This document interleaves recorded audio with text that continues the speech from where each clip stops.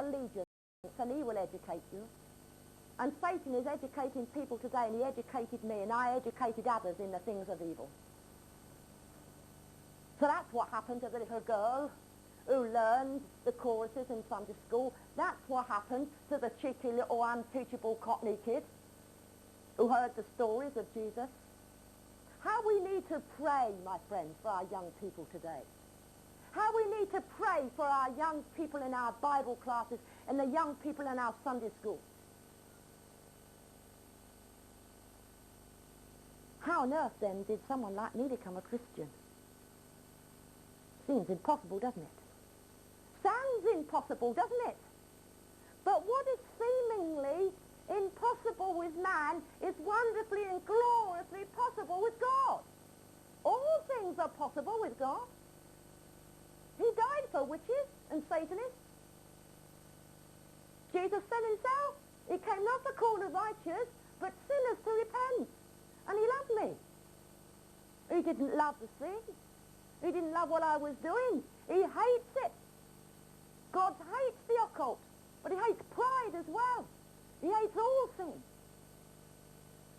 So how did I become a Christian? Well, I was no longer the queen of that witches. I kept the title for a year. And I handed it over to somebody else, although I could have kept it if I wanted it. But I was still a very powerful Satanist and a powerful witch. Still attending at the Satanist covens and a call girl. Still on drugs. Do you know, it was a wonder that I was alive at all. Some years later, it was a miracle that I was alive in 1964. And my greatest enemy, and all the Satanists and witches' greatest enemy, is the Christian church and the Christian message.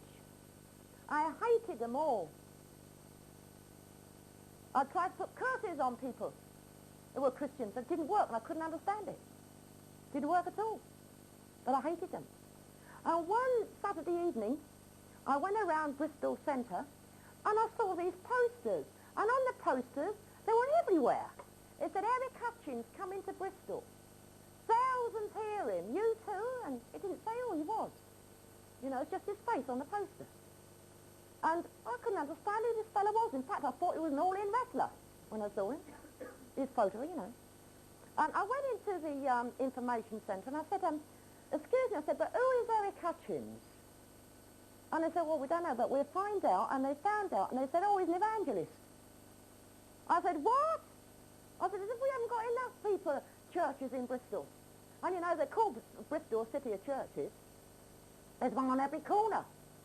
And so I went around and I tore every poster down. And every time I pulled one off, I saw somebody come along and put up 6 more. Because I was tearing them down for days, you know. And on one, I drew a beard on him, you know, and a moustache. And I put on it, go home, hypocrite. I spelled hypocrite wrong, but... Sometime later, forgetting all about my campaign of hate, one Saturday evening, I was dressed in keeping with my profession, standing outside the Hippodrome in the centre of Bristol, waiting for a client. Very unusual. I never waited for clients. I never went out to meet them, they came to me. I did it as a special favour, and he didn't turn up.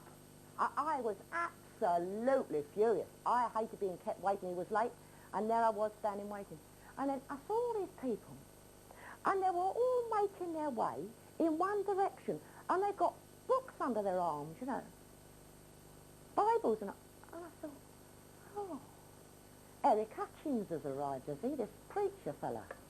So I followed them, and I was going to go into this hall, Colston Hall, and I was determined to thump him on the nose, tell him to get out of Bristol, cause trouble in that meeting.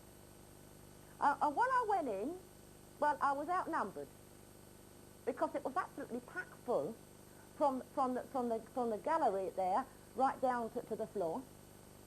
And I don't know how they managed to calm me down. I can't remember how they managed to calm me down or what I did. I don't know. But they directed me to a seat right up near the wall.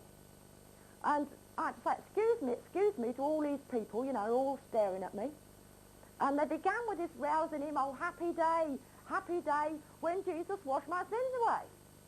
Well, I wasn't very happy.